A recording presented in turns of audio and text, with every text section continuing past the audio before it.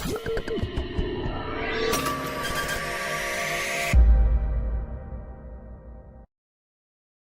Children, இப்போ பார்க்க போகிற வீடியோ உங்களுக்கு பிடிச்சிருந்ததுன்னா லைக் பண்ணுங்கள், ஷேர் பண்ணுங்கள், கமெண்ட் பண்ணுங்கள், மறக்காமல் ஹைப் பண்ணுங்கள். Hello children, welcome back to our channel trending Abhi. நம்ம வந்து CBSE maths grade 4 NCERT syllabus தான் பார்க்க போகிறோம், மேக்ஸ் நேலா. ஓகே சில்ட்ரன், இப்போ நம்ம வந்து சாப்டர் 1 ஸ்டார்ட் பண்ணலாம். Shapes around us. ஓகேவா? நெக்ஸ்ட்டு சம் பார்க்கலாம். Look at the wheels. So இங்கே உங்களுக்கு வந்து டிஃப்ரெண்ட் சைஸஸில் வந்து வீல்ஸ் பிக்சர்ஸ் கொடுத்துருக்காங்க, ஏபிசிடி அப்படின்னு சொல்லிட்டு அதை பாருங்கள். All wheels looks like dash. எல்லா வீல்ஸும் என்ன மாதிரி இருக்குது? சர்க்கிள்ஸ் மாதிரி இருக்குது, சர்க்கிள் ஷேப்பில் இருக்குது. அப்போ நம்ம சர்க்கிள்ஸ் அப்படின்னு எழுதிடலாம். நெக்ஸ்ட் வந்து என்ன கேட்டிருக்காங்கன்னா, name the wheel with the longest radius. So எந்த வீலுக்கு லாங்கஸ்ட் ரேடியஸ் இருக்குதுன்னு கேட்குறாங்க. ரேடியஸ்னால் நமக்கு என்னது? ஸோ ரேடியஸ்னால் நான் என்ன சொல்லி கொடுத்துருந்தேன், இதுதான் சர்க்கிள் அப்படின்னா சர்க்கிளுக்கு ஒரு சென்டர் இருக்கும். சென்டர்லேருந்து நமக்கு சர்க்கம்ஃபரன்ஸ், இந்த சர்க்கிளோட அவுட்டர் பார்ட் தான் நம்ம வந்து சர்க்கம்ஃபரன்ஸ்னு சொல்லுவோம்.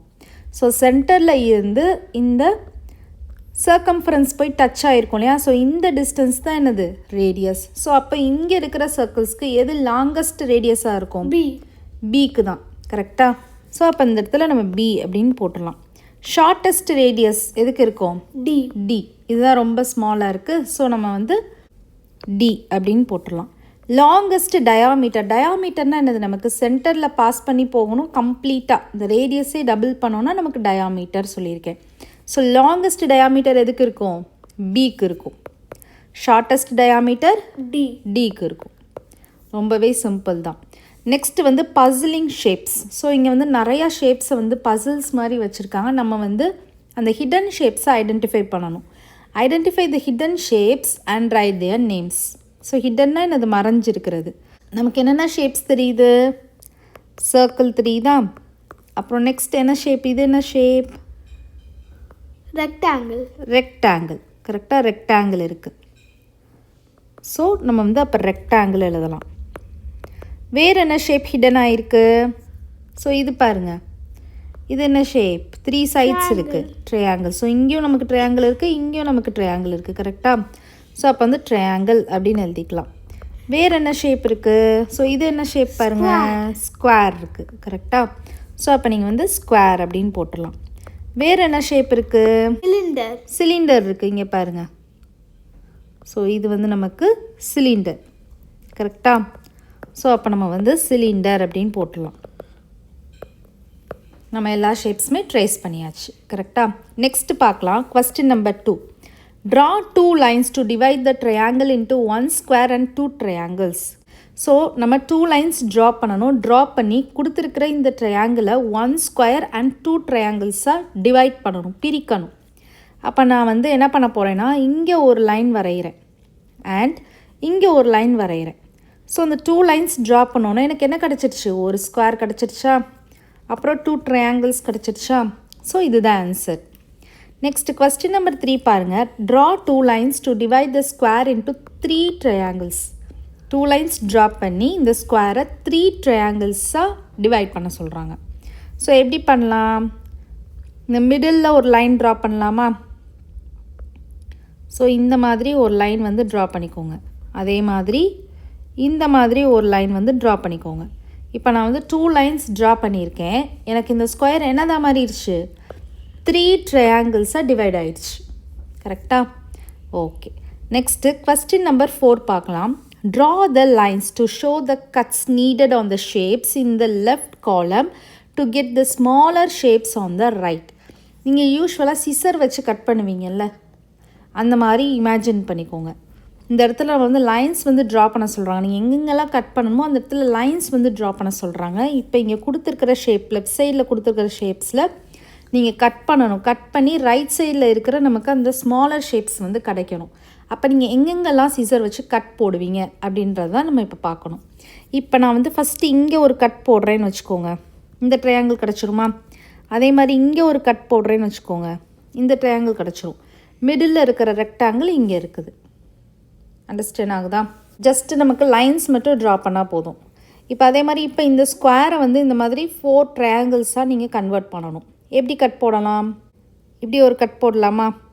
அதே மாதிரி இப்படி ஒரு கட் போடலாமா, அதே மாதிரி மிடில் இங்கே ஒரு கட் போடலாமா.